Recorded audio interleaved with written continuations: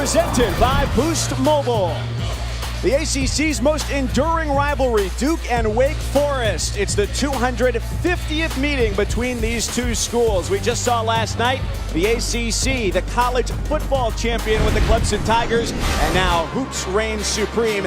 So does the ACC. 6 teams in the top 15, including one of the nation's 3 unbeaten teams. 2 new head men with track records of success, the Commonwealth coaches in Kentucky and Pennsylvania. Zion Williamson has taken Woodstock-like crowds wherever he's gone. And last year, the ACC put 9 teams into the tournament.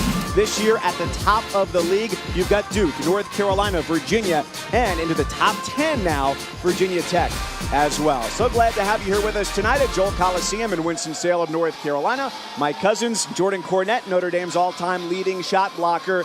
Number 1 Duke is a young team tonight. They become Division I's last team to play a true road game. It's a new test for this squad. It's a new test indeed. And look, people are saying it's against a 7-6 Wake Forest team. That's not a test, but when you come to Duke, Mike, you understand that you're going to see a team that doesn't necessarily look like the one that you're seeing on tape. They're going to get their best shot from this Wake Forest team, and can they handle a crowd where the boos are a little bit louder than they are at home? It really helps to have a point guard like Trey Jones, who sets the table for this Duke team. He's been one of the best at his position in the country. Zion Williamson has been one of the best regardless of position, because you can't really nail him down to one anyway. And we are ready to go. Bill Covington Jr., Brian O'Connell, Jerry Heater, the officiating triumvirate for tonight's game. It's Wake Forest 7-6 in the white, and Duke at 12-1, a 2-point loss against Gonzaga, their only defeat in the black uniforms. Torrey Johnson down the lane, came up empty. Loose ball, stolen away. Here goes Childress, the leading scorer for Wake Forest, and his layup is no good. It's back the other way. A missed opportunity to take the lead first for Wake. Yeah, and if you're a Duke fan, a little troubling. What you've seen has become a trend in these last few games from Cam Reddish. 6 turnovers last game. The game before that, 6 turnovers. First possession here, a giveaway.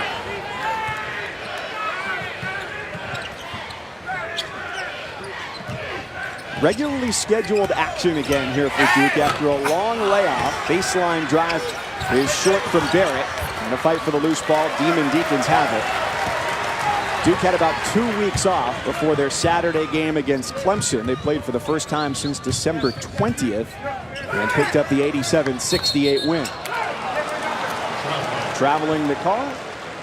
And it's back to Duke. Mike Krzyzewski, who now ties John Wooden for most weeks ranked number 1 as a head coach. 121 weeks atop the AP poll, which, if you want some perspective on that, that's about 2 trips back and forth to Mars. That's how long did it take you? It's impressive research there, Mike. Corner 3 is good for R.J. Barrett. And on the flip side, how about a promising sign for Duke? R.J. Barrett finding himself from distance, one of his last 12 from that 3-point line. So this Duke offense will feed off him and his ability to make perimeter shots. Wake Forest lost this ACC opener against Georgia Tech on Saturday, 92-79. A big number to give up to Tech. On the baseline, Jalen Horde. Look, Mike, I'm going to tell you, that's where Wake Forest can have some success. Jalen Horde, his ability as a dynamic guy on the outside with that body to go one-on-one in space. Playing 5 outside. The try at the rim, no good for Trey Jones. And it stays here, 2 minutes gone. Duke up by 1 over Danny Manning's Demon Deacons. Just 2-32 against ranked squads, and 11 of the last 12 times that Wake Forest has played a number 1 team, it's been the Blue Devils. First 2 for Zion Williamson. Man, so efficient, back to the basket, patient with the play, lets the game come to him.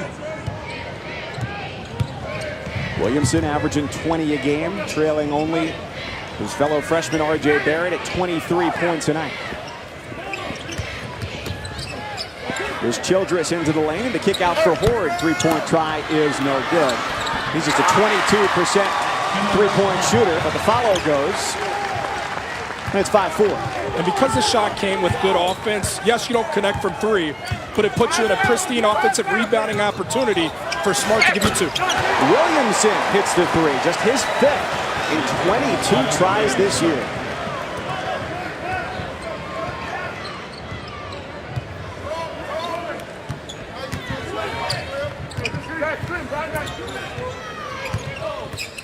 Shondi Brown slips away from Williamson. His floater is his first 2 points. Only returning starter from last year for a Wake Forest squad that welcomes 9 new players this season. Baseline drop off. And Javin Gloria goes to the line for 2. As you see here, good offense, and I'll tell you, if Williamson's going to get it going from the 3-point line, Wake Forest could be a long night. Those are the kind of opportunities that you're willing to give Duke and say, all right, well, if he's going to hurt us, make him do it beyond the arc, but showing that he's got a little bit of that to his game. He's not been a great 3-point shooter this year. But as you got down on the floor during warm-ups today, you got to stand by him. What did you make of his overall physical stature? But humans aren't built like that. That's just not normal what you're seeing there. But, you know, going back to that 3-point line, him not truly using it as a weapon, that's high basketball IQ. He understands that they can't defend him inside the 3-point line, so he's always in pursuit there, and that's why he's so efficient. Couple of rejections under the bucket. Torrey Johnson denied twice by the Blue Devils. A great shot blocking team, averaging 8 a game. It's best in the country.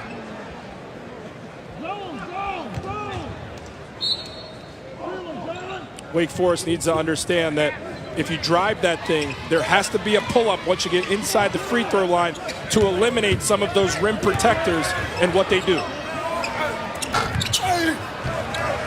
Childress off on the pull-up, cleared by Reddish. This is where Duke excels, in transition, where they score so many of their points. Stepped out of bounds there on the sideline. It's back to Wake, down 3. A fourth of the offense from Duke comes from that transition game, and it's not necessarily get the steal and go the other way. It can be off a make, it can be off a miss. This team looks to play fast, and Wake Forest has to understand communication, critical. What I found interesting, Jordan, was that even knowing for Danny Manning how fast Duke wants to go, bucket and 1 for Kenneth Smart. Wake Forest doesn't want to slow it down. No, it's in their DNA. Talking with Coach Manning today, he said, look, we got to be who we are. We can't let Duke dictate that. And one of the oldest plays in the book, the pick and roll, the dive guy, Smart. Not much of an offensive threat, but active early and letting you know, yeah, that's good. And I got an opportunity for 1 from the line. Smart, the grad transfer from Buffalo, where he spent 4 seasons, 3 NCAA tournament trips under his belt. And he's got 5 of the first 9 for the Demon Deacons. Team that got a win in the tournament a year ago. This is a guy that understands it comes from a winning culture. And again, Reddish just out of his element at times, it seems, out of rhythm. A giveaway. Can Wake Forest capitalize? They're hanging tough early.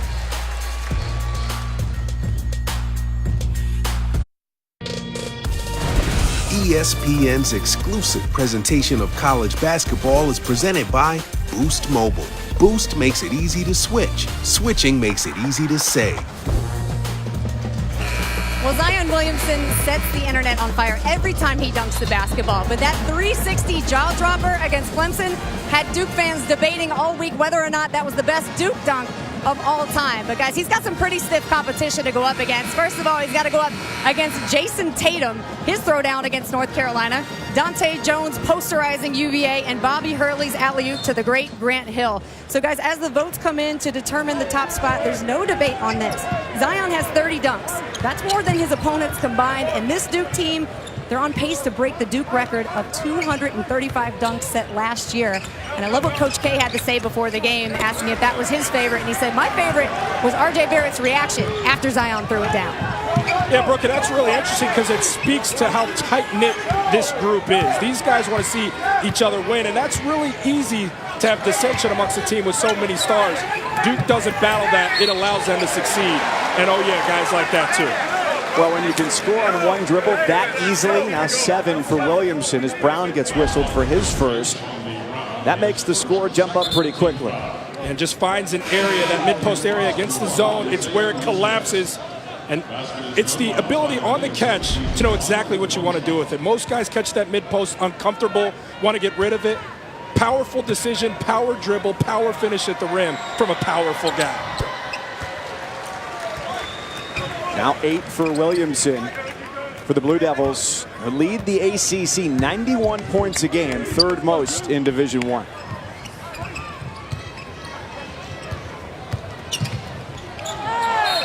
"17-foot pull-up is no good for Isaiah Musius just into the game. Foul is on Williamson, his first. Just the beginning of our doubleheader tonight, because coming up next, it's Super Tuesday, further action. 12th ranked North Carolina, 15th ranked NC State from Raleigh. NC State this year has been defined by hustle, defense. They're pressing almost more than anybody at this level. And Carolina, interestingly, it's kind of a role reversal. They're still finding their way. So it'll be an interesting matchup there in a sold-out PNC arena. It'll be played at a very high level, high energy, as you're talking about there, Mike, because both teams go deep into their bench. Carolina, 8 or 9 guys. North Carolina State uses up to 10 guys. So, that's going to be up and down. Fun one to watch, fun one to call. The game's also available for you on the ESPN app, wherever you go. Here's Olivier Sarr, the sophomore from France, as he replaces Smart. One big for another. Sarr gives up a little bit of that muscle that Smart possesses. If you're Duke, pound it inside, really challenge the interior. Baseline pass tipped out of bounds as Trey Jones gets a hand in there. Coach K has repeatedly praised him as one of the best defenders that this school has seen in its history. That's about as high a praise it can get from an institution and a program like Duke's. Childress navigating his way, still 15 to shoot for Wake. And what you'll see is Childress finds what he thinks to be a gap to the rim. This defense just converges on the basketball like piranha, where they see their next meal. I mean, they close in so quickly, and the length and athleticism allows for that. And guys, just watching Trey Jones be on the ball, you can see his focus, and that's exactly what Coach K and John Shire talked about. And for the birthday boy, he gets a couple of points. He does on the goaltending. It all started at the other end with Marquise Bolden cleaning the glass and creating transition opportunity. It's just beautiful basketball executed in the transition, keyed by the defense. But it's the outlet pass from Jack White that allows the finish on the other end from Jones, understanding a sense of urgency to pursue that early offense.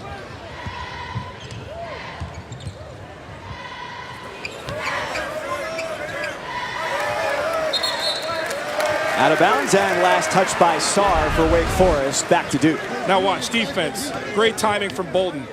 Sublime outlet to Jones, which allows Jones to ultimately get the goaltend right there, but it's understanding the athletes they have, filling lanes, push that ball up, allow that defense not to get settled. And again, 25% of the offensive production comes from plays like that. Across the first 4 minutes, Duke had made 3 baskets, turned it over 3 times, and that miss ends a string of 4 straight that had gone through. Numbers for the Deacons. White defends admirably at the rim. Brown goes baseline, stuffed again by the junior from Australia. Barrett's on the move. Nearly fielded his own miss. Duke by 5, 6.5 minutes gone. A step back for Childress, like his daddy. All that was missing from the Childress crossover was the taunting, come on back for the defense like his daddy did it back in the day. What a big time shot. And Bolden's out of bounds. Wake has a chance to tie as they come back down the floor. Yeah, Pops has to be proud watching his son do this work. The associate head coach on the bench, former star. That's exactly what Papa did Randolph, except he said, come on, defense, come on back here. But same finish right there, big time shot, keeping this crowd in it and keeping Wake Forest alive. There he is, there's a look. Still looks like he can give you some minutes out there, doesn't he, Randolph? And Brooke, as you'll tell us later on in the game, there's a pretty good competitive rivalry between father and son as well.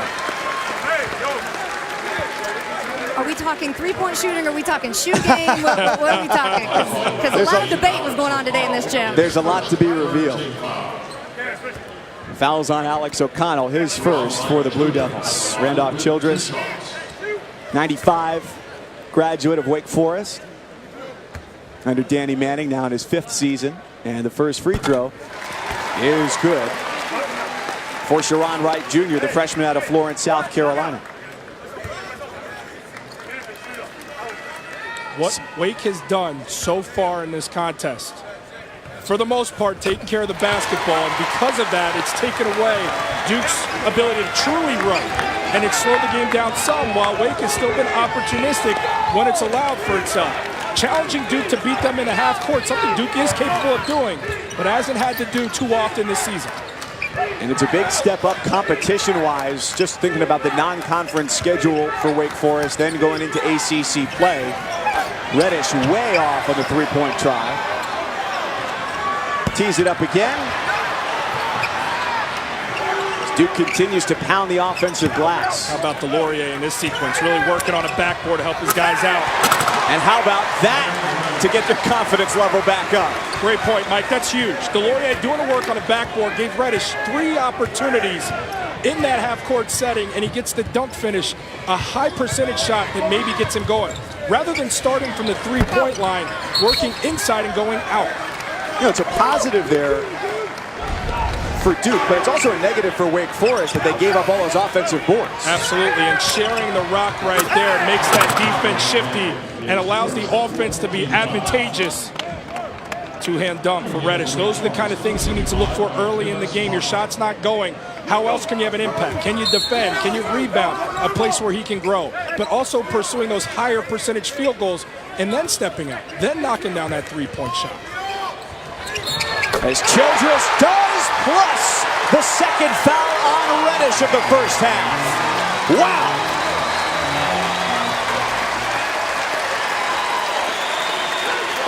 Fans loving Childress right now. This young man, take a look at him. Watch a play like this. A rhythm bounce. But this is a young man who came in as a freshman. A lot of people said he didn't belong on this stage. He wasn't good enough to play at this level. His dad's a coach. His dad's the great Randolph Childress. And all he did, and why I say, young guys out there listening, you can start as a freshman, not change the world like Zion Williamson, but work at it when you become a sophomore. And then when you reach your junior year, you're averaging 17 points per game, and he firmly belongs. And he's been the difference here early for the Demon Deacons. Huge jump, second biggest scoring increase in the league, only behind Louisville's Jordan Wara, who's seen a ton more playing time this year under Chris Mack.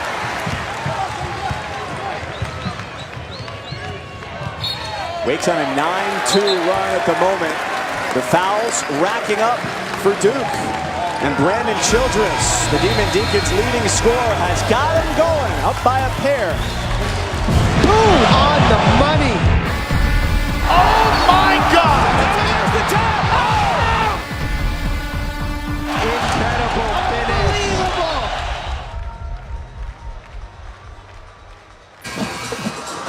Back here at Joel Coliseum in Winston-Salem, North Carolina, #1 Duke Wake Forest. And it's the unranked Demon Deacons with a 2-point lead, 18-16 over Duke, 11:48 in the first half. Mike Cousins, Jordan Cornette, Brooke Weisbrod, glad to have you along with us as it's Wake basketball to get things going. And the quick jumper for Wright falls through. Wake's got to be feeling pretty good right about now. Brooke, what was the talk like in the huddle? Yeah, that's exactly it, Mike. They just talked about how relaxed they were, and I talked to Randolph Childress about it, and he said, we wanted to come out and just play under control, and that's exactly what we've done. And then I looked at him and said, I saw you cheesing when Brandon hit that big three. He goes, I was actually thinking about you in our conversation today about the best three-point shooter of all time. So we'll get to that, but he knows. Now Duke has gone to the only thing cooler than cool from three-point range, and that's ice cold. Got to get it back inside. And it's 20-18, the lead for Wake. Wake's got to do a better job defensive rebounding, possess that thing and go. Duke getting too many opportunities for second chances. And against an offense like this, you're never going to win. Mucius just wide. A soaring horn is sent the other way. 6th block of the night for Duke. Williamson turns it into a dunk.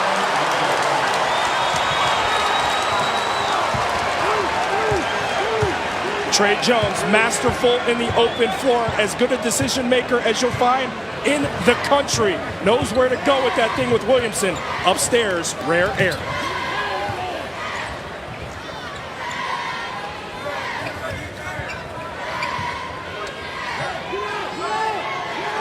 Wake Forest elite spacing right here. Childress going to challenge White.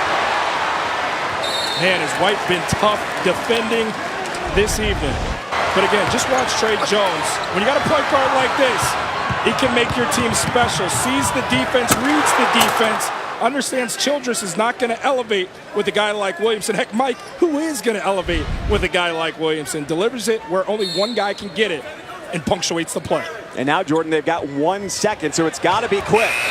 Contact there between Delorier and Smart, and it's a shot clock violation. Coming up Saturday, an afternoon ACC doubleheader for you on ESPN. Noon Eastern, number 12 North Carolina, which takes on NC State. After this game, they host Jordan Warren and Louisville, and then number 1 Duke in Tallahassee to take on number 13 Florida State in a Sonic blockbuster. Both games also streaming on the ESPN app, so you can take them wherever you go.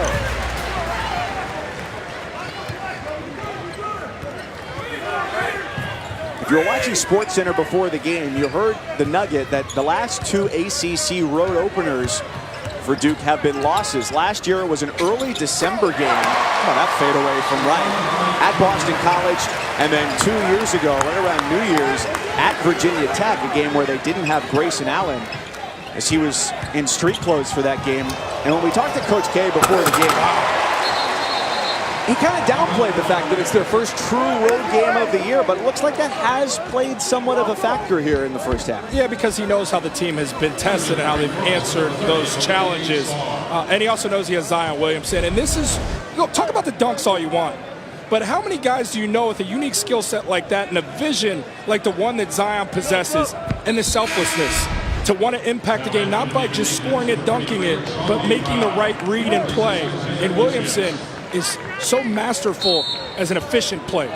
Everything he does is efficient on the floor, and that's why I think he's been far and away Duke's best player right now. Now, if you want to talk about who's the next level number 1, we can get into that debate, but right now, there is no debate. Williamson has been the best player for Duke all season long.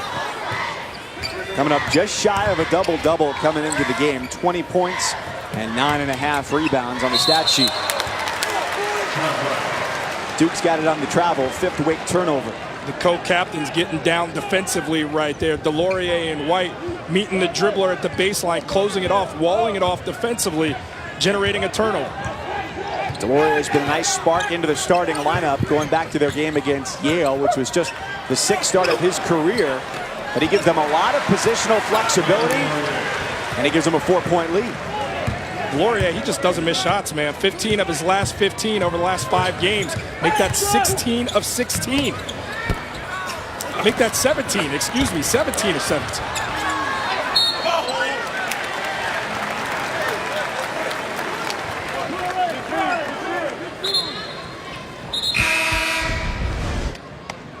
And again, good execution here offensively. Delorier is the dive guy, does what all bigs should. Shows his hand, makes himself a receiver, one that the guard is aware of, and it's an easy game there for Duke.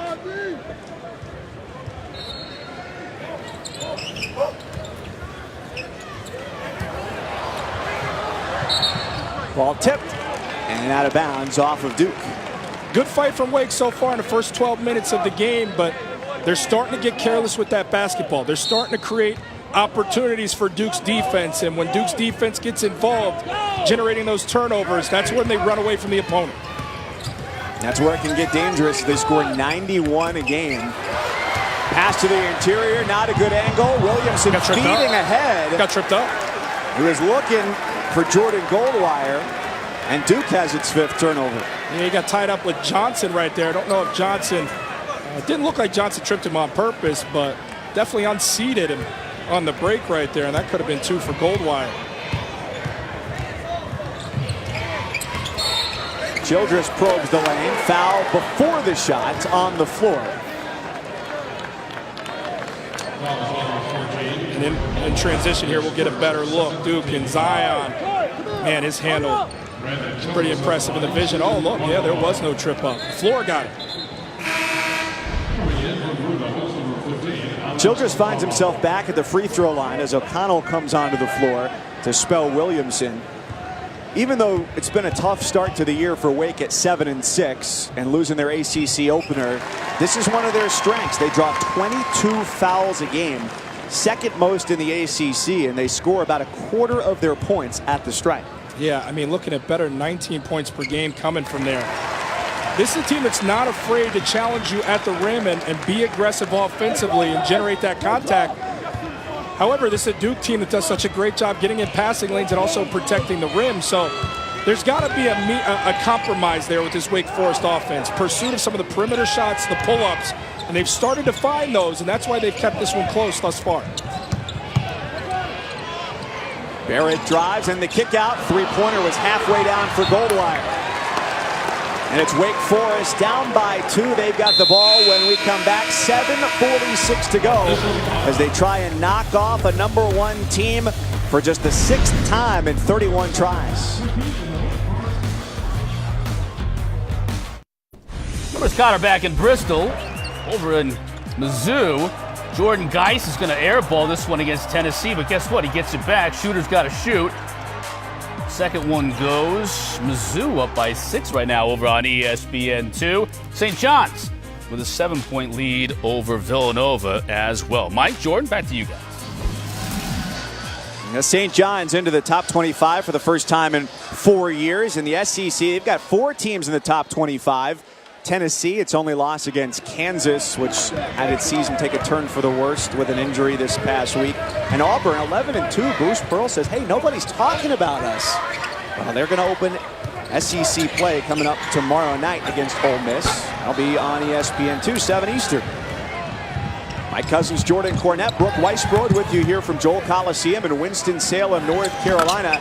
And it's been close from the tip here between Wake Forest and #1 Duke playing its first true road game of the year. And that's adjudicated an offensive foul against Torrey Johnson.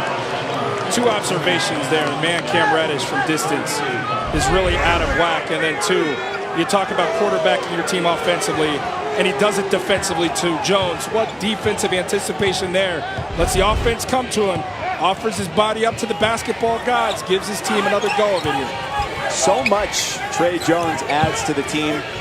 3rd best assist to turnover ratio in the country. And a stout defender as well. He drives, dishes, and Barrett finishes with ease. Mike Cousins, the basketball Buddha, as he sings the praises of Jones, delivers for the dunk.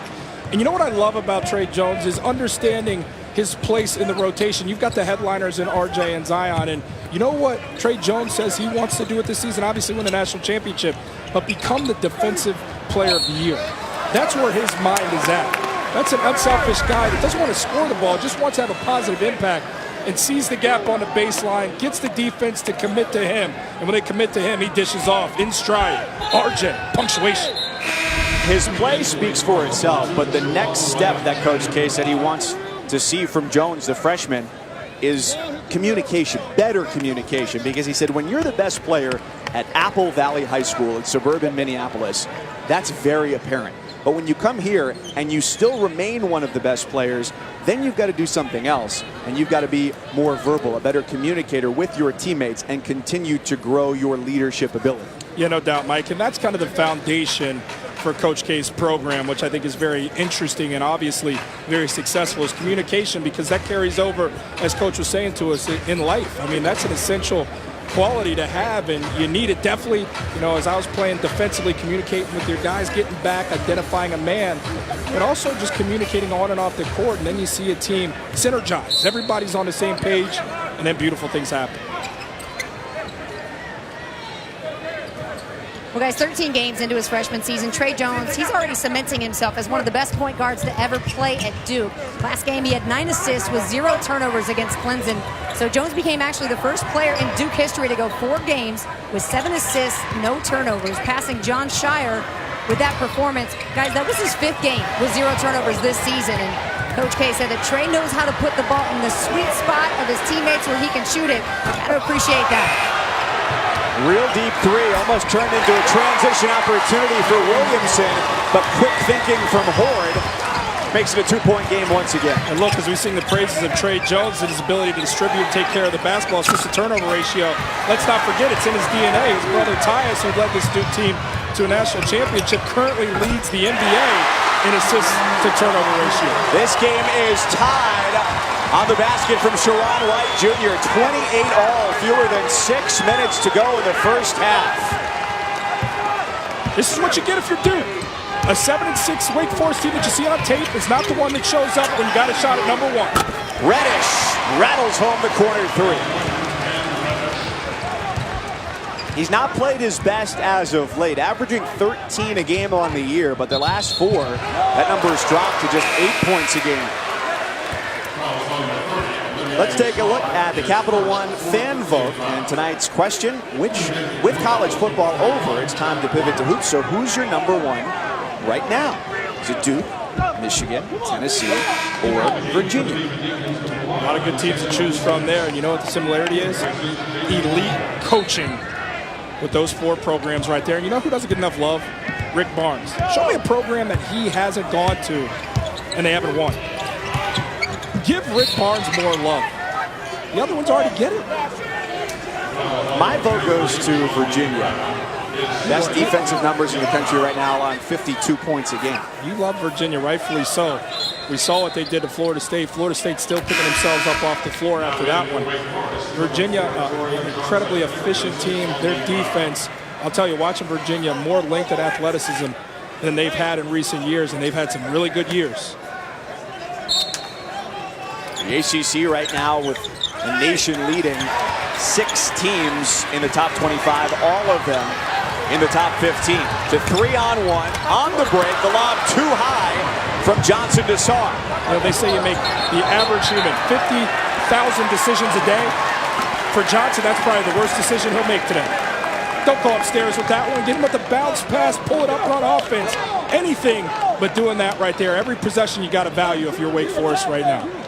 The Chicago native turning it over, the 9th for Wake in the first half. Last year was the leading scorer for the Lumberjacks of Northern Arizona. But did you know that, Mike? 50,000 thoughts you're having a day. You must be reading a good book right now, huh? I'm trying to educate myself, and I'll tell you what, this Wake Forest team educating me in the underdog. If you didn't get it from college football, maybe you're going to get it tonight.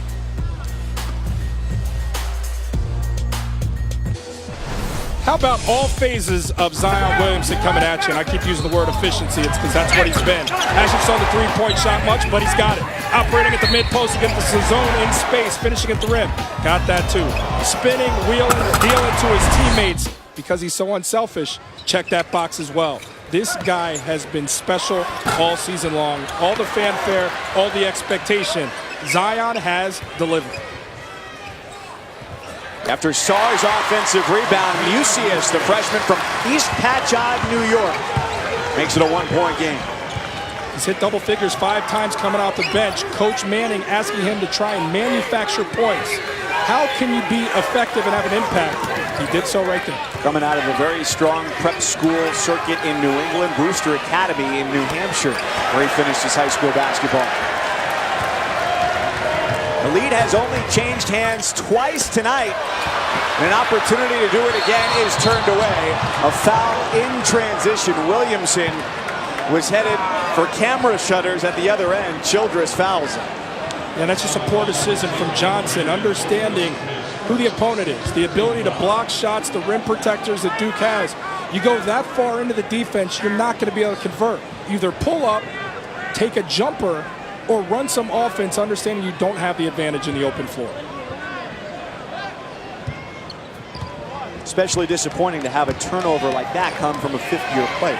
Yeah, and defensively, you did what you wanted. A contested 3 and an offering from Williamson. Oh, he's feeling it from 3 today.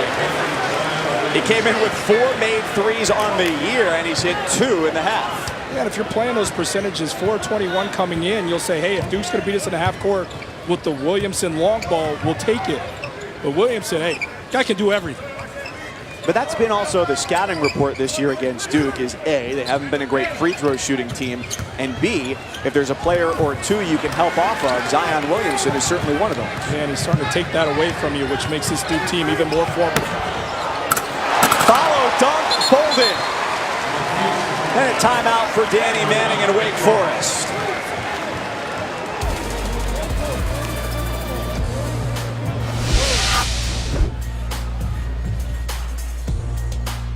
Halftime report is just around the corner. Chris Cotter, Seth Greenberg, Jay Will here in the house. Tennessee's in action right now and losing on the road. We'll show you highlights of that one. We'll preview some games at 9 o'clock, including NC State, North Carolina, Purdue, Michigan State in action as well. Zion, he's the only one who can make a shot for Duke in this game. Yeah, Wake should stay in the zone, and also Wake should keep Duke off the offensive glass. Duke has 11 offensive rebounds. If I'm Duke, I'm concerned. Over the last 18 shots, R.J. Barrett's made 3 threes, and over the last 35 shots, Cam Reddish has made 6. Those guys have got to start making some shots. They're still up 6. Makes no difference. Mike Jordan, competition's going to be raised a little bit. Well, the three-point shooting certainly has not been phenomenal this year. Jalen Horn gets to the rim and a chance for 3. He's got 6. And if there's going to be a guy to go off the dribble and get to the cup, I like my chances if I'm a Demon Deacons fan using Jalen Horn. How about the back cut there? Elevating at the rim, he's got that body. Yeah, he's only a freshman, but at 6'8", he's the guy you got to look to generate that offense. If not Childress, it has to be the young Horn. He's a freshman, but an important one for Danny Manning's program, coming in at number 22 in last year's ESPN 100, put together by Paul B. and Cardi and the great Recruiting Nation staff. Best recruit in the last 10 years. Williamson misses the dunk. Wait, Mike, he might be human. A rare point-blank mistake from Zion Williamson. And it's almost as if Zion had a little bit of added gusto on the completion of this one. He wanted to make that rim pay, and when he did, that's what caused the miss. A rare miscue from one of the nation's most efficient. And it's in the paint where they get so many of their points. Duke averaging 46 points a game in the paint. It's on pace to be the best in the last 8 seasons. Bolden continues to spin, holds the pivot, but the lead is 6. Spin to win from Bolden. Coach K singing his praises in the pregame. In 15 minutes versus Clemson, mightily productive, 11 points, 5 boards, and you see that bleeding over to this evening. Childress shares, and a wide open triple is empty for Horn. Oxygen. He's not a great three-point shooter either, coming into the game just 5 for 23, which is 22%. And that's probably a place as you look at him as a next-level guy potentially with what he's done already in his freshman season. He's got to evolve there. He's got to develop that shot to make himself truly dynamic as an offensive performer, but he's got the tools. Talked to one NBA scout on the court before the game. He said Horde was the player far and away he was most eager to see on the Wake Forest roster. Fouls on Sharon Wright, his first.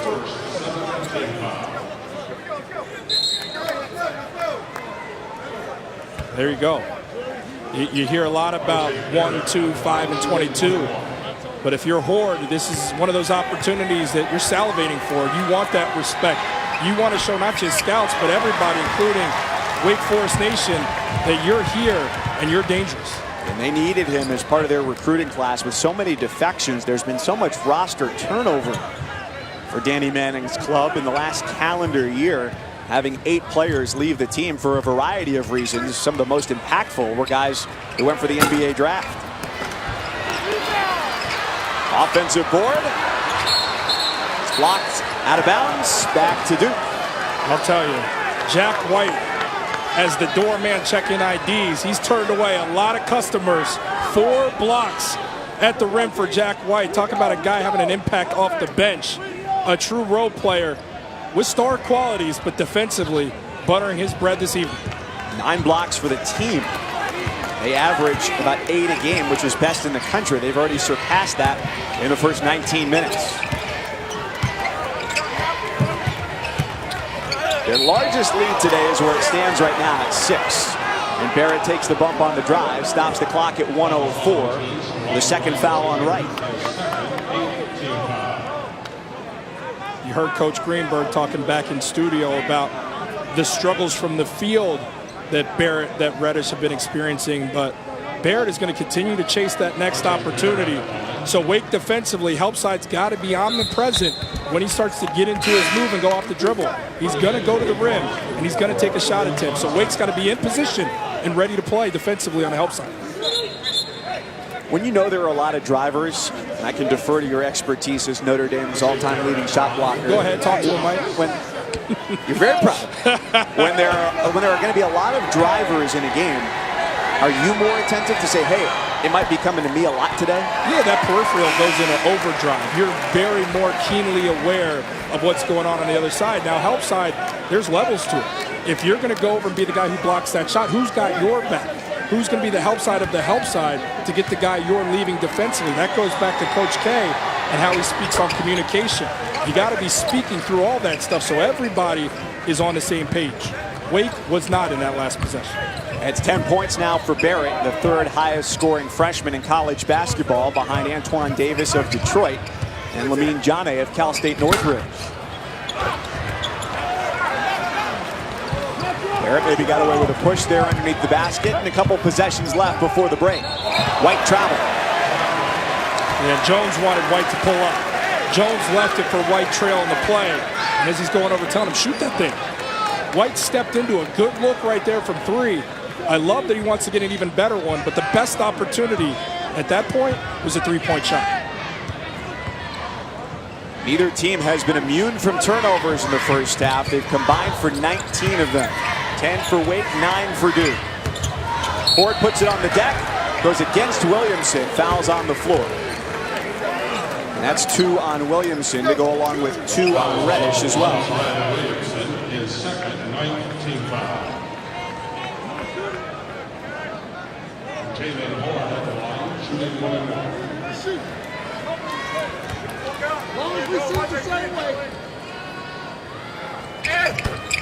The first is good for Horde. You saw Clemson yesterday, and the next time you can see them in game action will be August 29th on the ACC Network.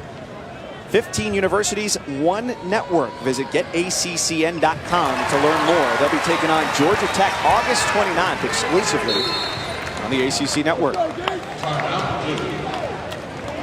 Timeout by Duke with 27 seconds to go as the shot clock is off. They get a chance to set up one more shot here.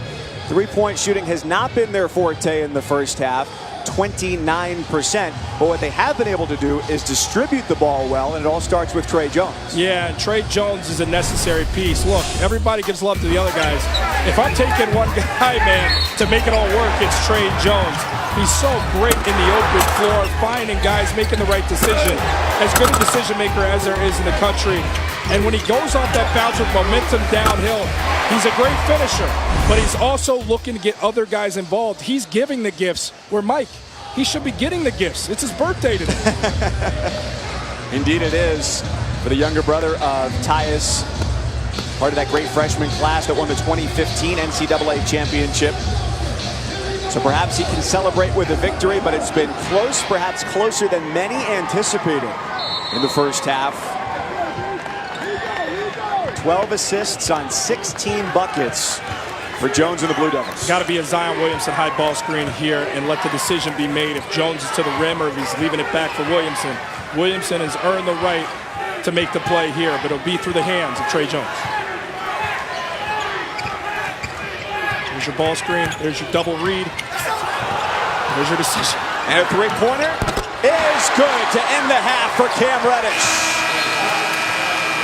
Not the prettiest, but it got the job done. But Trey Jones did his job. Took the ball screen, made the decision to get into the teeth of that defense. Everybody collapses on him, and somehow, some way, he gets it to Reddish for the three-point shot. Big-time play. Let's go down to Brook with Coach Danny Manning. Coach, a big point of emphasis for you was about pace. How do you evaluate your team's pace in the first half? Well, I thought we did a good job. We got into the bonus early before they did, and then we couldn't get to the free throw line. I thought we put ourselves in situations to get there, but we didn't get there. So we got to stay more aggressive and get to the free throw line. And then down on the defensive end, we got to continue to stay in front of the ball, make them shoot shots. They went on a run where they got some offensive rebounds, and we got to eliminate those. Down 8, not scoring the last nearly 3 minutes of this first half. What do you need to do to get your offense going? Continue to drive it and make the officials make calls. Thank you, Coach. Succinct and effective at the half. Duke 42, Wake 34. Let's send it back to Chris, Seth, Jay Will in the studio. Jordan and I and Brooke, we're going to get some snacks. Welcome back to Super Tuesday, presented by Boost Mobile. It's all part of the ACC on ESPN. Back here at Dole Coliseum in Winston-Salem, North Carolina. The Duke lead is 8, their largest of the evening. Glad to have you back here with us. My cousins, Jordan Cornett, Brooke Weisbrod on the sidelines as well. Wake Forest doing what it can to hang in there with the #1 team. Yeah, their stars are starting to play a little bit. Jalen Hord's been pretty good for this team. Brandon Childress got him going out of the gates. They're competing. They're getting offensive rebounds, pursuing second chance.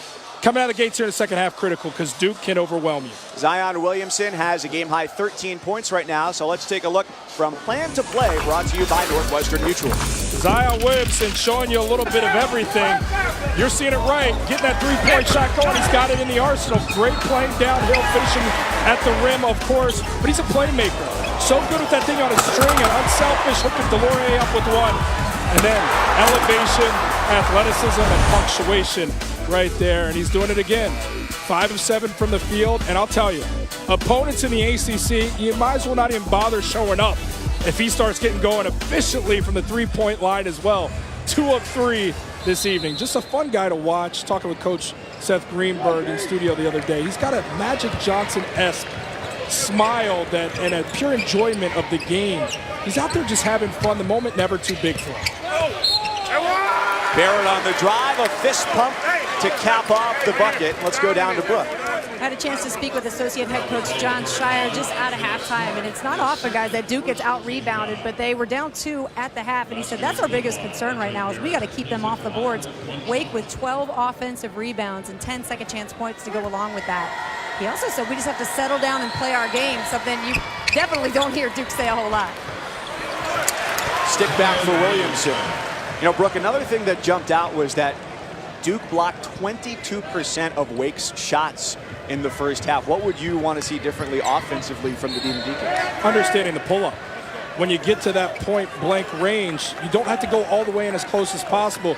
You're wired to get to the rim, but sometimes the higher IQ play is the mid-range game, and it's something that a lot of college players haven't mastered, but you got to get that in the arsenal to prevent some of these shot blocks. Some pressure from Duke.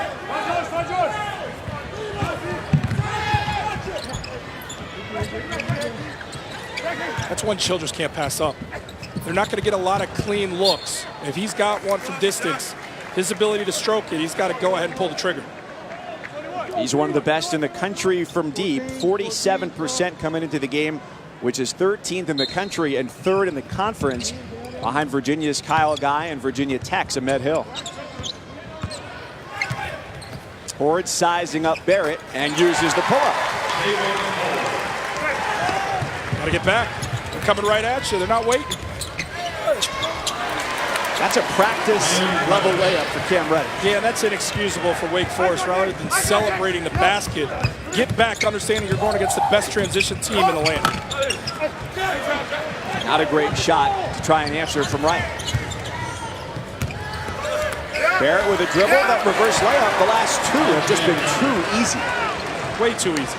Giving up gaping holes, nobody helps side to protect home, and you can't allow those.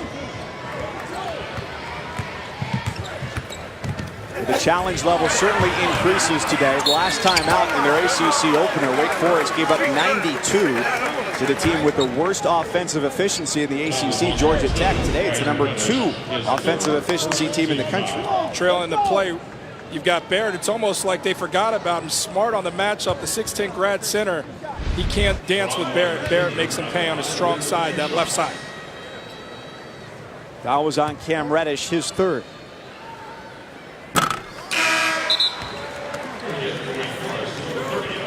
Critical juncture in the game for this Wake Forest team. 14-point game. This is where it can get away from you. Coming out in the second stanza, fatigue sets in. Duke starts to fit in, get more comfortable. They can blow the doors off this thing with as explosive as they are, especially in that open floor. That's exactly what Clemson experienced on Saturday in the ACC opener. That game was a 7-point difference at halftime, and Duke ended up winning by 19, controlling most of the second half. Beautiful acrobatics from Williamson, who's got a game-high 17. You kidding me? And then they're going to throw some full-court pressure at you here, try and be disruptive. catch Wake not focused, but Wake able to advance the basketball. What a finish from Williamson right there. Mid-air, juggling act. Wide open opportunity for Horde from the top of the key. And he's called for the offensive foul. Again, here, back to the basket, spinning off the defense, loses it. I don't know, did he come down to the ground while still possessing it? Another look? Wow, got it off just in time. Good time finish. It's been a red-hot start for the Blue Devils in the second half. First 2 minutes and change. They made their first 5 buckets. 0 for 2 there. In transition, that's an easy reaching call against Jones, his first foul. In watching Duke, when Jones goes on that drive on the baseline, you can tell his teammates have a good feel and sense for how Jones plays, understanding he's going to give that thing up. He's just going to taunt the defense, get them to commit, and then it's a dump off. So the guys playing off, they dive to the rim looking for the catch and finish. Beautiful basketball. Just couldn't convert there. You want to finish, you want to generate 2. Couldn't do it, but love the play, love how they execute.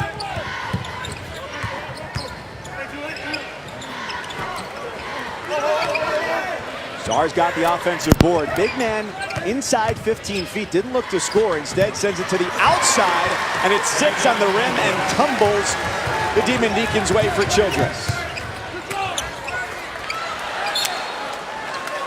Good hustle from Childress. But a rare mistake there from Jones, who left his feet and didn't have anywhere to go with it. I don't think he expected Childress to get back. Childress hit the floor after finishing on the other end, but hustling back one of their junior leaders to get a deflection. He's one of the best in the country. Assist to turnover ratio. His is just under 6 a game. But you know who's really impressive? Cincinnati's Justin Jennifer, better than 10-1. Yeah, it's unbelievable. Jalen Harris of Arkansas coming in second, just ahead of Jones. 52-39 as Duke has expanded its advantage in the first 3 minutes of the second half. Number 1 team in the country playing its first true road game of the season. Horde fades away. Short again. Williamson's pass for Reddish. Out of bounds, back to Wake Forest. And again, an active defense, active hands, deflections, shot blocks, steals. I'll tell you what makes this Duke defense so special. It's versatile pieces on this defense. And what I mean by versatile pieces on the Duke defense, guys can switch everything. If you get caught up or tied up in a screen, the defender switches. He's now guarding that man. What that does for the opposition, it takes away any advantage, Mike. There's no advantage, there's no lane, there's no gap to pursue. Because when you think you have it, switch, versatile defender who can guard you just as seamlessly as the guy before. That's part of the danger of having so many good athletes, because with most teams on a switch, you're losing something. Yeah, and you want to pursue mismatches. So that's why you have the ball screen. That's why you have screeners in general, to create an advantage for your offense. Those cannot be pursued against Duke's defense, not with the caliber athlete and the versatile athlete that wears the jersey. Childress inbounds. Musius finds front iron.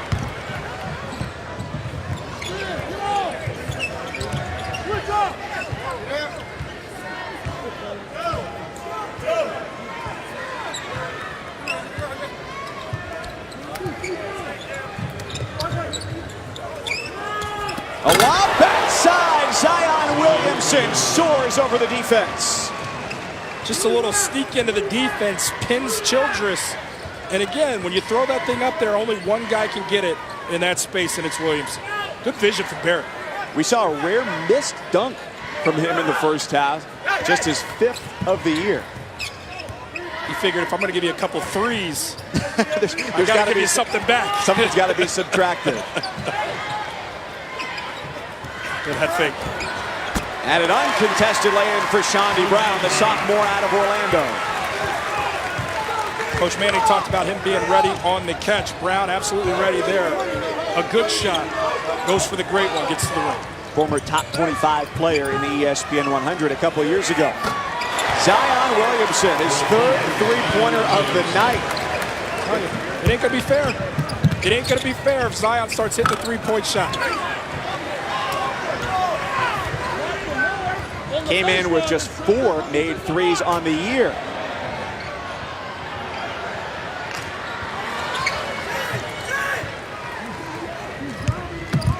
Duke has doubled its lead in the first 5 minutes of the second half, doing it with some style points as well.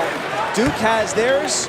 When we come back, we'll check in style points with B-Dub on the Wake Forest side, the father-son pairing in the Childress household. Hope you'll be paying attention. All right, I'm with the highest father-son scoring duo in ACC history, so the question has got to be asked, who's the better scorer? All right, Brandon gives that one to Dad, but what about the better shoe game? Who's coming through with that? Depends on what kind of shoes we're talking about. We're talking about sneakers. Oh, I might give him that one. What about the shoes? When I do get a nice one, he'll steal my swag and take them. So I'll give him that. I'll give him that one. Which of you two has the highest career three-point shooting average? I don't think that's even close. Is that even a conversation? Well, I can tell you that Brandon has him by 0.1%. Brandon shooting a career 39.6% and Randolph at 39.5%. Now, Randolph did have the benefit of a shorter three-point line, but if you ask him, he's the best shooter in the building at all times. Gotta love his confidence. Brandon's been dangerous. He came off a 28-point performance, hit a career-high 7 threes against Georgia Tech, and he's 13th in the country right now at 47%. And I'll tell you, watching Duke right now and what they're starting to chase, which is Williamson down low, there's no answer for that. The opposition cannot prevent those type of plays. Duke can't get bored with that, most especially this evening, because there's a distinct advantage down low. Williamson now has the last 9 for Duke, including one where he basically calls a shot. Yeah, he's so in tune with his teammates. RJ Barrett, top of the keys, going to maneuver on the catch right here. And then when you freeze it, look, Zion's saying, hey, give it to me. He walls that defense off, and they just go upstairs with it. So fun in talking with Coach K, how he lit up, sharing the dynamic between RJ Barrett and Zion Williamson, the top 2 recruits coming in, the guys who are the headliners everywhere they go. He said, look, these 2 guys, if you see one, you're going to see the other. They're everywhere together. They're the best of friends. And as a guy who played for teams, at times there was dissension and there was egos, and ultimately that makes the team lose. To see Coach speak so glowingly about these 2 guys and how it helps this team win, because, hey, look, in the world we're in now where it's, hey, I think Zion's number 1. I think RJ's number 1. Those guys don't feed into that stuff at all. They love each other, and it allows this team to be special. Well, what he also added on to the back end of that, too, was that the families are both supportive of each player as well, because when you're a player as high level as Barrett and Williamson are, you're crossing paths a lot, whether it's on the grassroots scene, whether it's with USA Basketball. The parents are spending a lot of time together. There can be rivalries there, too, but he said that's not the case between those 2 players, and it goes a long way toward building their team culture. Yeah, both guys come from good families, and Coach K is going to bring in good guys. It's been a staple in his program, good young men. He's not just going to bring in good players. He's going to bring in good men from good families. And these guys, there's no ego. So then when you see no ego with those 2, then other guys who could have an ego like a Cam Reddish or a Trey Jones, they don't have it either. So you're devoid of egos, and the team can win. 59-43, the lead for number 1 Duke. 12-1 on the year. Their only loss against Gonzaga. Wake Forest 7-6, dropping their ACC opener against Georgia Tech on Saturday at McCamish Pavilion. Offensive board, DeLaurier out on the way up. DeLaurier doing his job, bringing his hard hat, working on the second chance opportunities. And Mike, I'll tell you where this Duke team is right now. Number 1 in the nation. A very commanding lead right now, but where they can be better. Look, they're very good defensively. It's a beautiful thing to watch in the open floor. Offensively efficient, one of the nation's most. But when they start hitting the three-point shot, something that's not part of the arsenal consistently, a team that shoots around 32% from distance, when they start making shots, when RJ starts getting more consistent there, Cam Reddish rediscovers his, Trey even starts to knock those down. This team is going to be even tougher of an out. The difficulty comes, one of the matchups that's highly anticipated on the league schedule is when they take on Virginia, where the game really slows down. Virginia allows the fewest points in the game per game in the country. and then you have to maximize all of those possessions, which they have. Here's Jones on the run. Shifting hands and still score. Yeah, it's going to be about how can Duke generate offense consistently in a half court, because that's what Virginia will task you with. And Virginia plays a suffocating style. You talk about positionless pieces on your defense, and Virginia possesses that as well. So they push you out. Duke will be uncomfortable and will be disrupted in that game. I'll be really locked in to see how they fare against a team like Virginia. Count the basket, according to the official Brian O'Connell, who said it was goaltending on Williamson. Wake Forest has to get back to spacing. Got to get back to spacing out of defense. Look, with good spacing here, it allows for a driving lane. It looked like that thing was still going up. I thought just from getting the first look at it that after he tipped it, it then hit the backboard. I could be wrong. Which makes me a little lax on being critical of the officials, because we've got replay access here and still can't determine what's the right call there. But they're going to call the goaltender. We're going to go the other way. Williamson, the game's leading scorer. Count that one. He's got 26. He's put on a show. He had 25 points against Clemson. Not necessarily remarkable in and of itself.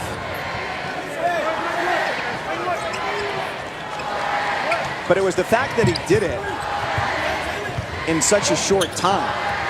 Tied the fewest minutes played in a 25-point, 10-rebound game by any major conference player in the last 20 years, doing it in 22 minutes. And that defense, again, king the offense, challenging everything, and the shot block rate is just through the roof right now. Duke is elite defensively. This is as good a team defensively as you're going to see out there. And that's mightily impressive with so many young guys, so many new pieces that have bought into winning on that side. Foul is the call under the basket against Saar. 63-45, Duke starting to pull away from Wake Forest. Number 1 Duke has a rising star. Hold up, let me get up in it now. I'm here to win it now. But the Seminoles are issuing a no-fly zone in Tallahassee. Number 1 Duke, number 13 Florida State. Saturday at 2 on ESPN. Chris Cotter in studio. Tennessee opening it up over on ESPN2. They've hit 7 of their last 9 field goal attempts, including this 3 here from Lamont Turner. He's perfect from beyond the arc. It's a 19-point lead for the Vols. Kentucky up 6 over Texas A&M. That's a good one in the SEC. And St. John's up 2 over Villanova. Guys? Johnny's off to their best start since 85-86. And we've got Jay Billis, our own, in the house because his son Anthony is on the team. Talking to Anthony before the game. He scored his first 2 career points, his only points against Cornell a couple games ago for Wake Forest. And he has, well, the scaries that everybody's got when you get toward the end of your college career. What's next? He wants to stay in basketball. He said, yeah, I want to be in the NBA. And he quickly said, not playing, but wanted to make that distinction. Working in some capacity at the next level. Well, he's a Billis. He's bound to be successful. Look here, I thought Jay was here to see how his game at Duke matched up with Zion's. Then I realized his son was here. That makes complete sense. Jay's one of the best in the business. It was an 8-point lead at halftime for Duke. They had a 7-point lead last game against Clemson, ended up winning that game by almost 20 points.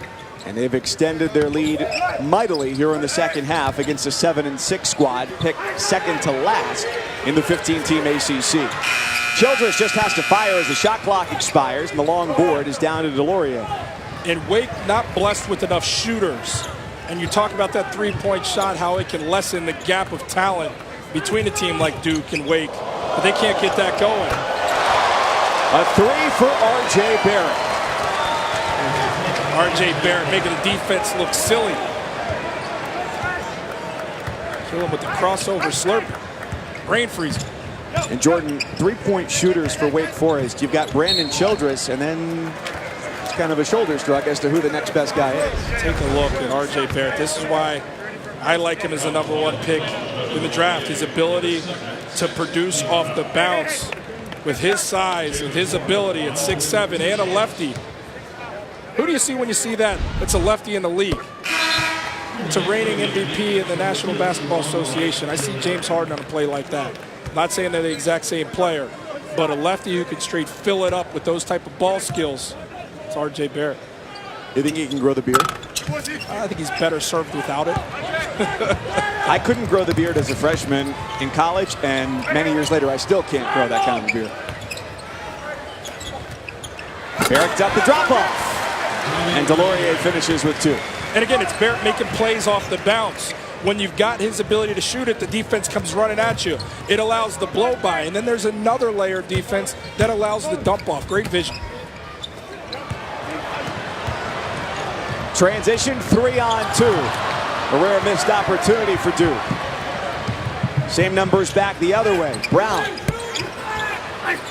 So they had transition offense, and they didn't get a good shot out of it.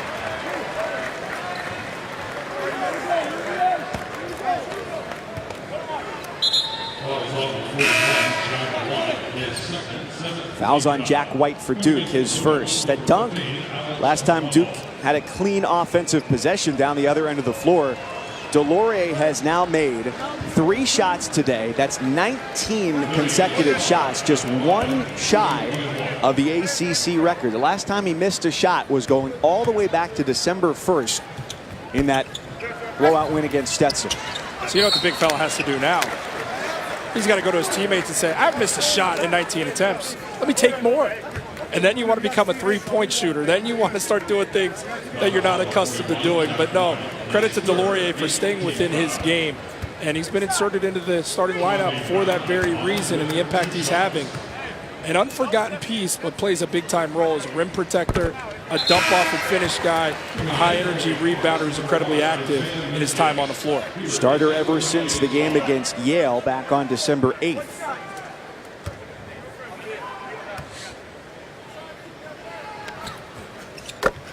And Brown's got the second.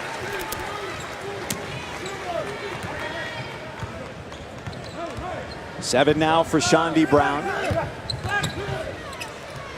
69 points for Duke. Zion Williamson contributing 26 of those, just 2 shy of his career high. Already his 7th double-double of the season in 14 games, 26 and 10.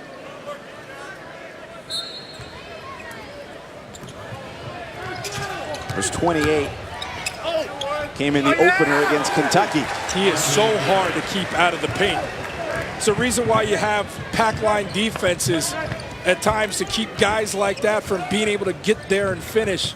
R.J. Barrett, oof, that is just tough stuff. At 6'7", the length. He's so good putting it on the floor, so comfortable. And at times, very comfortable with an unusual delivery. That makes it incredibly hard to guard. Duke's had so much easier access to the rim in the second half. What's been the difference with their ease of getting there from the first to the second? Ease in terms of?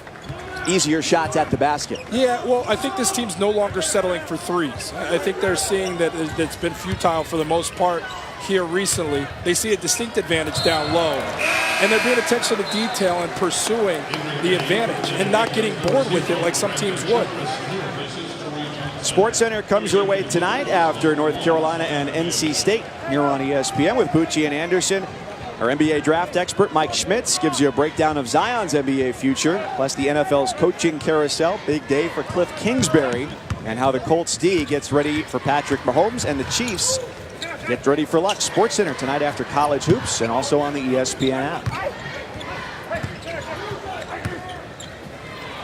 What an interesting world we live in, where you can be a head coach at Texas Tech and have an okay tenure, and then all of a sudden get a job in the NFL. Yep. And there's just nobody back for Wake. Yeah, Wake is completely run out of gas.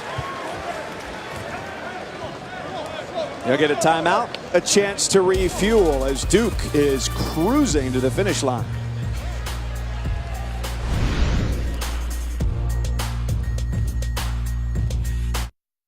The highest of praise for Zion Williamson. Kevin Durant calls him a once-in-a-generation athlete. John Wall, top 2-3 most athletic players he's seen. Stephon Marbury maybe takes it a little bit over the top, though. Hey, that's what he does. True to form, right? real recognizes real with these guys. I mean, they're paying attention, they're watching, and how couldn't you? Zion Williamson is not taking college basketball by storm. He's taking the game of basketball by storm. And I'm going to go back to Coach K and credit him for this. Allowing this team to be who they are, not over-managing them, and letting personalities be exactly that. And these are very impressive personalities. Look, it could very well be a team filled with so many egos that they're losing by 10 to Wake Forest because everybody wants to go for 50. But it's plays like that that turn into a charge, but it's selfless basketball. It's wanting each other to be great, and that allows this team to be uniquely special. Zion Williamson isn't out there playing for himself, nor is R.J. Barrett, nor is Cam Reddish or Trey Jones. These guys want to be one of the all-time special Duke teams, and they could be well on their way. There's a good illustration of just how good this young team is on the fast break. You have two guys going up for the ball at the rim. And both of them fully capable of finishing. Freshman tonight, 61 of the 73 points for Duke.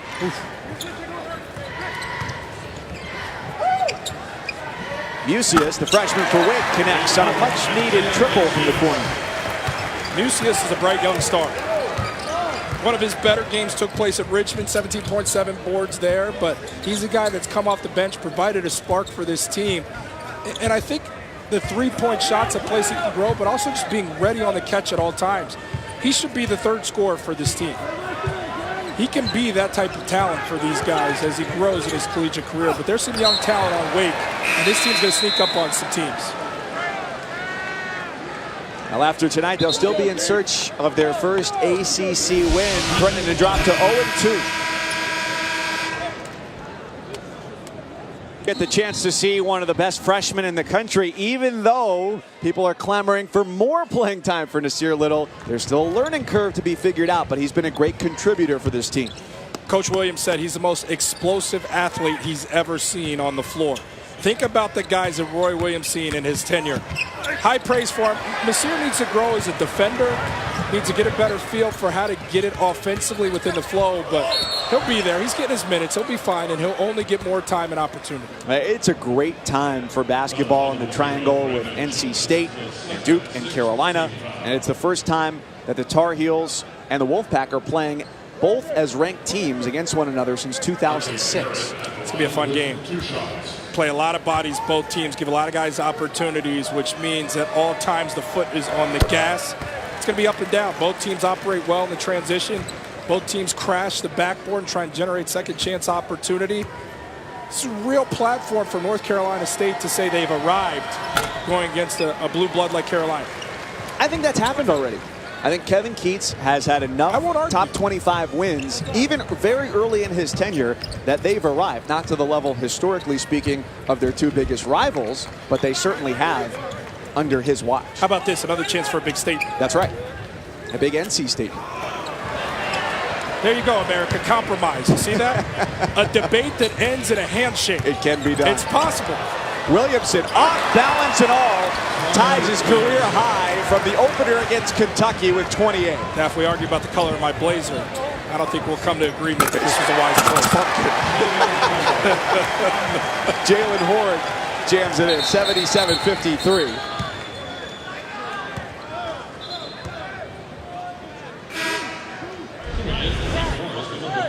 Zion again, playing downhill, loses his footing. I think he's just challenging himself at this point, trying to add a degree of difficulty. But with the power coming down the lane, you just don't see stuff like that. Now, that path was completely clear, but you don't see a lot of defenders trying to take a charge.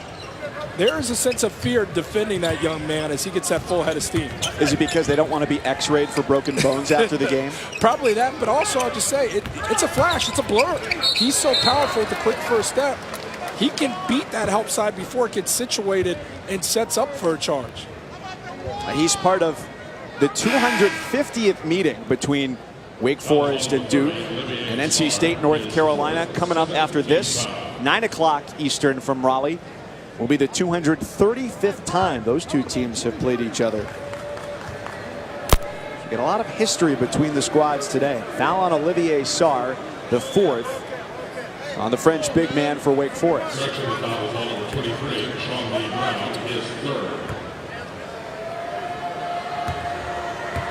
They changed it. It's on Shondi Brown instead. Bolden with the pump fake, and now Sarr picks up the foul. Bolden has been a man on the backboard, just working.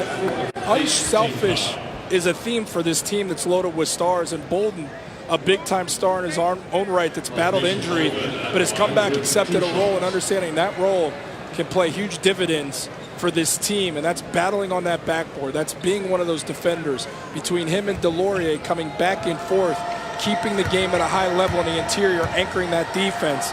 He's provided that. He's been good down the stretch lately for this Duke team.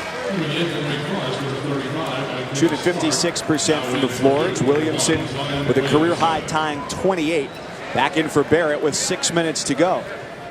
This game going the way of Duke-Wake games as of late, where Duke has won the last 8 games by an average of 14 points.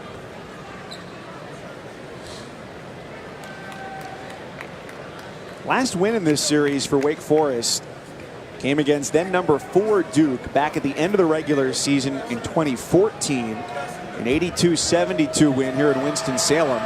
Tyler Kavanaugh had 20 for the Deeks. And then Blue Devil Jabari Parker had 19 for Duke.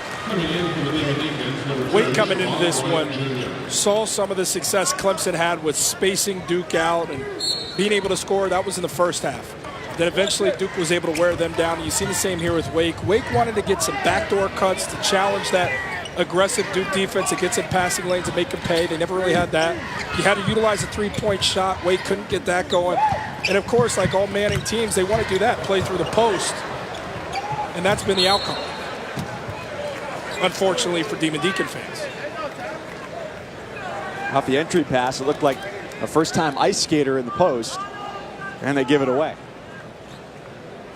Unfortunately, that was Horde who turned it over, but very intrigued by this young man and how he grows in conference play in this ACC.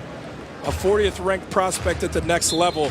He has a chance to move on up the boards as he sees some marquee matchups, because let me tell you, game in and game out, the ACC is going to be tough for any team, but most especially Wake. So he's going to have to prove that he belongs, and he will. New career high for Williamson with 30. They're going to need Horde to be an interior presence as well. Olivier Sarr added about 30 pounds to his frame in the offseason, going from about 210 to somewhere in the neighborhood of 240. And Horde, as a freshman, 6'8", 215. Tell you where I like Duke a lot too is a high-low game. With Williamson playing low, at times even playing high, but most especially down low. That is hard to stop when you've got a guy with size at the mid-post passing over the defense. Williamson gathering, collecting, and finishing. I don't know how you stop that. An absolute clobbering of Childress as he pulled up for the elbow-wide jumper. Jones gets called for the foul. Childress held to just 11 so far tonight, averaging 17 and coming off a 28-point performance on Saturday against Georgia Tech. Hey, Brooke. So, guys, you were talking about Brandon Childress and how his scoring and his improvement has just really resounded year after year. He's also one of the Ironmen of this league. He's playing 36.8 minutes a game. That's second most in the ACC. And I asked him about his fitness routine, knowing he'd have to come into this season playing more minutes. And he said he cut out meat over the summer, and he's also been focusing on not only his rest, but how he chooses to spend his social time. That's maybe one of the first times I've ever heard a college kid talk about, hey, I could either go out, I could, be on Instagram, or I could get some rest. And instead, I'm going to choose rest. Well, Brooke, we got an interesting blast from the past when we were sitting courtside during Wake shoot-around today, as Steve Kirkland, the sports information director for the Demon Deacons, pulled up the box score of the last game you played here with Coastal Carolina. Of course, if you don't know, Brooke, former Big South Player of the Year. And that game, what did you play, 38 minutes? I had to play quite a bit. We had 3 starters out my senior year, so my coach gave me the green light, which I took full advantage of with 19 shots. She beat me to the punch because she knew I was going to get her on that. I saw that stat sheet. You could get me on the 6 turnovers, too. I mean, don't be too hard on yourself. Hey. I was just going to say, for as unselfish as you are in life, 19 shots, maybe your basketball life entirely different, bro. You got to give me the green light. I'm going to take it. You had the green jersey and the green light. Well, thanks for sharing the broadcast with us this evening, Gunner. Okay, I got you, Jordan. All right, I got one for you. Wait till we get back to Chicago, though. She did have a teammate who went 1 of 11 from 3. So. Oh, that's dirty, Mike. There was some, how are you going to call her out? Brooke felt good about her stat line right there. We got 4:05 to go. My cousins Jordan Cornett, Brooke Weisbrod with you here in the final minutes from Winston-Salem as Duke led by 8 at the half. And there's a foul on White as they've made it a large advantage in the second. 81-56, 4 minutes to go. Duke eyeing 13-1. ESPN's exclusive presentation of college basketball is presented by Boost Mobile. Boost makes it easy to switch. Switching makes it easy to save.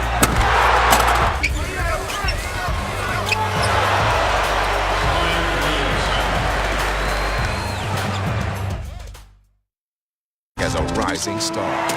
Hold up, let me get up in it now. I'm here to win it now. But the Seminoles are issuing a no-fly zone in Tallahassee. Number 1 Duke, number 13 Florida State. Saturday at 2 on ESPN. The top 15 matchup between the Blue Devils and the Seminoles comes your way Saturday. And Florida State has its home opener, part of a 5 ACC game slate tomorrow night. That'll be against Miami. It's been a really nice start to the year for them. They lost against Villanova early, and then they have their only other loss of the season that came against Virginia, that 13-point defeat at JPJ back on Saturday. Yeah, Florida State's looking to get back to their winning ways after that tough matchup versus Virginia. It's an older team. It's a tough-minded team, a hard-nosed bunch. They can really shoot it, and they've got guys on the perimeter that they're long down low, big athletes. I'm still very intrigued by this Florida State team. I think a lot of people sold them off after seeing that Virginia game, but that's what Virginia does, and that's what Virginia does at home. But don't discount this Florida State team. Terrence Mann, off to a great start this year. One of my favorite names to say in the ACC, Fiondu Kabengele, also averaging about 10 points a game for the Seminoles.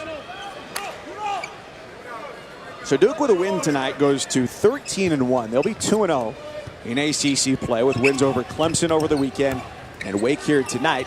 And the Demon Deacons will drop to 7-7, 0-2, having fallen to Georgia Tech and Duke. Doesn't matter what lineup you give Trey Jones, he's still going to put those guys in pristine scoring position. A nice little leave off there for Bolton. Does it alter the way you play, especially as a guy who had to get fed the ball under the basket, although you like to take your share of threes as well? Yeah, that's why I'm no longer playing. I fell in love with that three-point shot. But when you've got a point guard like that you have to be a little bit more aware because he might get you the ball in a situation where you don't even think it's coming? Yeah, well, look, the transition is keyed by him. So what these players surrounding him are conditioned to always be aware of is, hey, on a miss, run. And run with your eyes up and get to a position on the floor where you're comfortable converting, because guess what? That ball is going to find its way to you. You just need to put forth the effort of running, and that great guard with elite vision will find you. That's huge. So Duke number 1 in the country right now, one of 6 ACC teams in the top 25, all of them clustered within the top 15.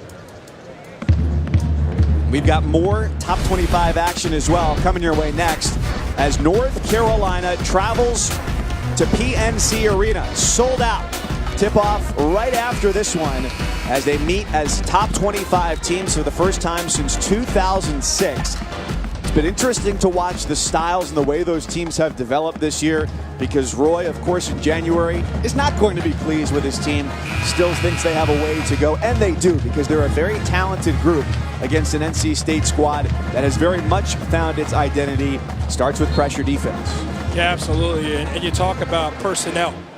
Nasir Little is one of the headliners, albeit he coming off the bench, but Cody White, a blur with the basketball. You talk about a guy that's really gotten acclimated as a freshman. We talk about these Duke freshmen.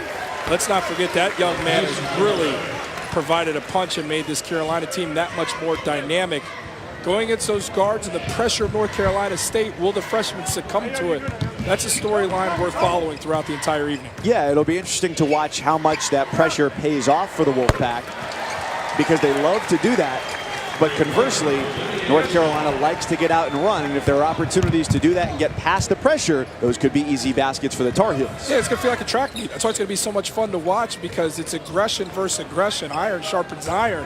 Who gets the best of whom there? You got to watch to find out. No better tease, right, Mike? State Carolina comes your way next from Raleigh here on ESPN. So we've got Duke #1 in the country. Behind them, Virginia #4. Virginia Tech is very intriguing right now. #9 in the country, second highest they've ever been in the AP poll. You've got to go back to when they were 8th in January of '96, which seems like a long time ago. First of their 5 seasons in the Atlantic 10, but that's still, question mark, your pick to win the league? Why do you say it like that? Yeah, that's my pick. And look, I'm watching. Because you watch the #1 team in the country tonight. And Duke could share it with them. This is no takeaway from Duke. Duke is phenomenal. We've had a chance to see them in person a few times. It's a great team. I didn't say Virginia Tech wins it outright, so I could easily still give some love to this Duke team. But that is such a step backwards by you. I'm not even gonna. I'm totally messing with you when I say that. Virginia Tech is my team, and I'm telling you why, Mike. This is a Virginia Tech team who's old. They've got continuity. They've got a bunch of different weapons. Everybody on the catch, and I mean everybody, can make a play for Virginia Tech. They get up in you and guard. They dictate the tempo of the game. And when I say everybody can do something with the ball, so many shooters. And a bench that's productive as well. They play at times 5 out. And if not 5 out, it's 4 out, 1 in. And that 1 in, Blackshear can step out too at 6'10". So that's my pick. I'm standing by it. I really like this Virginia Tech team.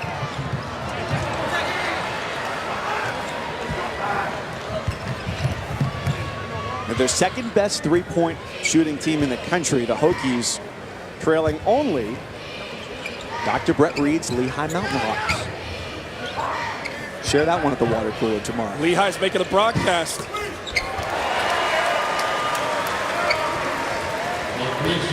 Points for Marquise Bolden. Has his team rolling. If you think this is the same team that got beat by Kansas in the Champions Classic, you're absolutely...